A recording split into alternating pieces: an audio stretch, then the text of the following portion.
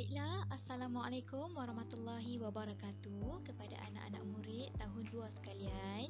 Baiklah, pada hari ini kita akan mempelajari tentang kata kerja aktif transitif dan kata kerja pasif. Mari belajar. Apa itu kata kerja aktif transitif? Baiklah, kata kerja aktif transitif biasanya ditandai dengan imbuhan me, men, ber dan menkan.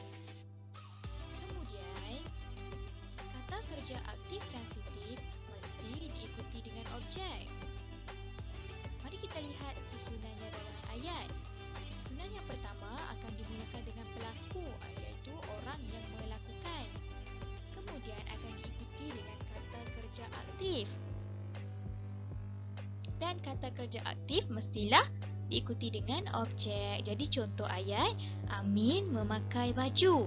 Jadi memakai adalah kata kerja aktif dan baju adalah objek memakai baju. Kemudian mari kita belajar pula apa itu kata kerja pasif. Baiklah. Kata kerja pasif biasanya ditandai dengan imbuhan di, dikan, di, dan ter.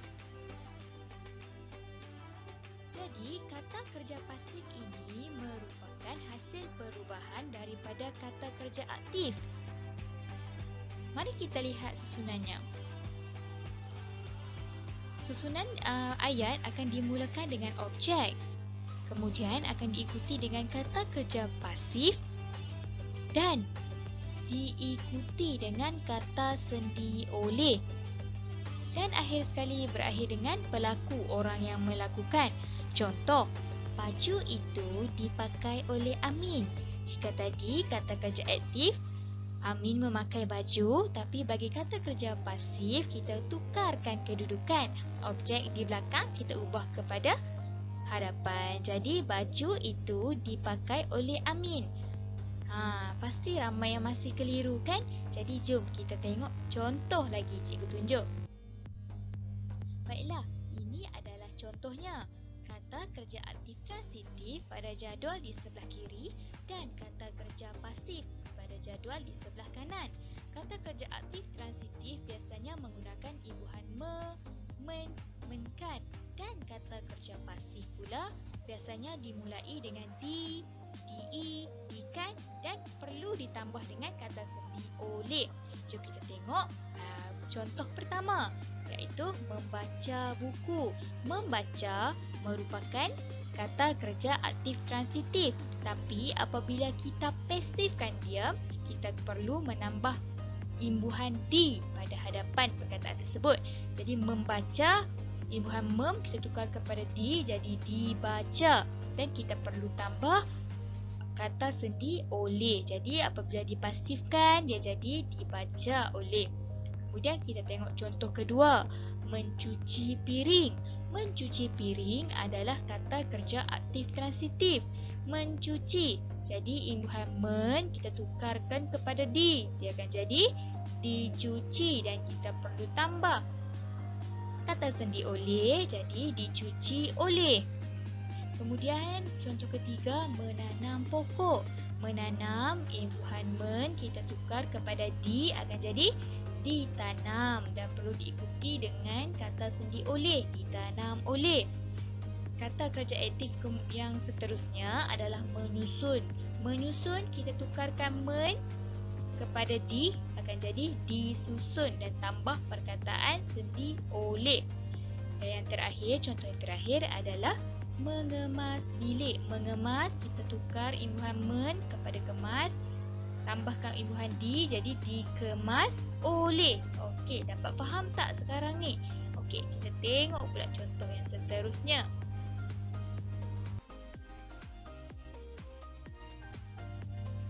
Ini adalah petikan di dalam buku teks.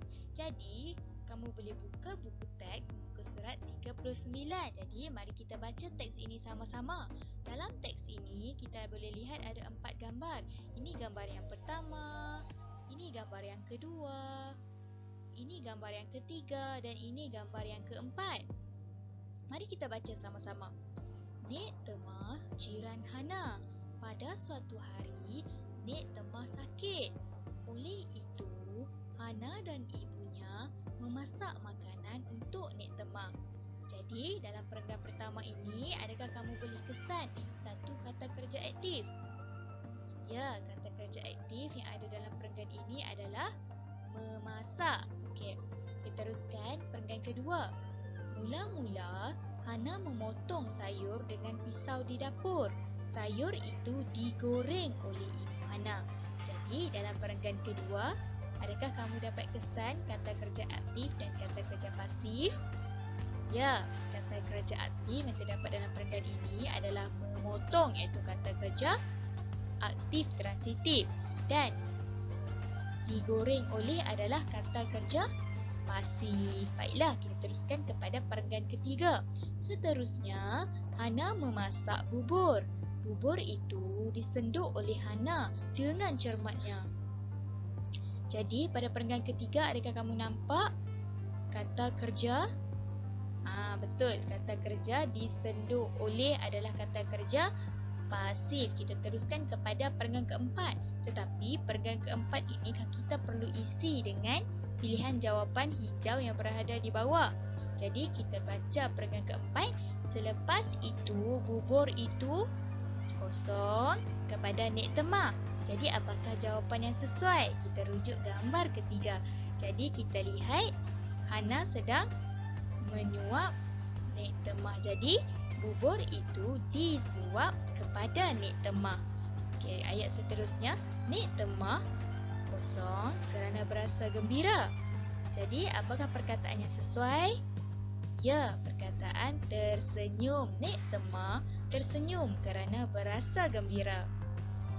Okey, kemudian bagi perenggan terakhir, Ibu Hana pula kosong pakaian Nek Temah. Kita rujuk gambar keempat. Perkataan apakah yang sesuai? Betul, mengemas. Ibu Hana pula mengemas pakaian Nek Temah. Ayat seterusnya, pakaian itu kosong dengan rapinya. Perkataan yang sesuai adalah disusun. Pakaian itu disusun dengan rapinya. Baiklah. Satu contoh untuk kamu lebih faham tentang kerja aktif dan kata kerja pasif. Jadi kita tengok contoh yang pertama adalah kata kerja aktif menendang. Menendang ini adalah men. Baiklah, kata kerja pasif pula ditendang oleh. Jadi kamu boleh nampak kata kerja aktif menendang apabila dipasifkan dia akan jadi ditendang oleh. Jadi contoh ayat, cikgu bagi satu contoh ayat yang menggunakan kata kerja aktif. Ayat yang pertama, Ali menendang bola. Kita lihat warna biru itu adalah pelaku. Menendang iaitu warna kuning adalah kata kerja aktif. Kemudian warna hijau itu pula adalah objek. Jadi apabila ayat tersebut dipasifkan, kita perlu menyusun semula perkataan tersebut. Bagaimana kita ingin menyusun? Jadi apabila kita pasifkan ayat perkataan menendang kepada ditendang oleh, kita perlu mula dengan objek. Jadi warna hijau tu, perkataan warna hijau kita perlu letakkan di hadapan sekali. Jadi bola ditendang oleh Ali. Ali pelaku warna biru kita letakkan di belakang. Jadi kita hanya perlu susun semula setelah dipasifkan. Boleh faham? Baiklah, sekarang cikgu nak tunjuk banyak lagi contoh. Mari kita lihat. Contoh yang pertama, kata kerja aktif mengangkat. Ayat 1. Abang mengangkat meja itu. Jadi mengangkat adalah kata kerja aktif. Kita tengok pula ayat kedua. Meja itu diangkat oleh abang. Jadi diangkat oleh adalah kata kerja pasif yang ditambahkan dengan kata sendi oleh. Okey, kita tengok contoh yang kedua. Contoh yang kedua, kata kerja aktif transitif menolak. Jadi ayat 1 kita boleh bina adik menolak almari. Jadi apabila kita pasifkan kata kerja aktif tersebut, akan jadi almari itu ditolak oleh adik kerana almari adalah objek. Apabila kita pasifkan, kita perlu meletakkan objek tersebut di hadapan. Contoh yang ketiga pula adalah memberi. Ayat yang kita boleh bina adalah ayah memberi telefon kepada anaknya. Apabila kita pasifkan, jadi telefon itu diberi oleh ayah kepada anaknya. Kita tengok contoh yang terakhir pula adalah menghantar. Ayat yang kita boleh bina dengan kata kerja aktif transitif adalah postman menghantar barang. Apabila kita pasifkan kata kerja aktif transitif tersebut, akan jadi barang itu dihantar oleh postman. Baik, boleh faham? Okey, kalau dah boleh faham, kamu boleh siapkan aktiviti yang cikgu sediakan ini, latihan yang cikgu sediakan.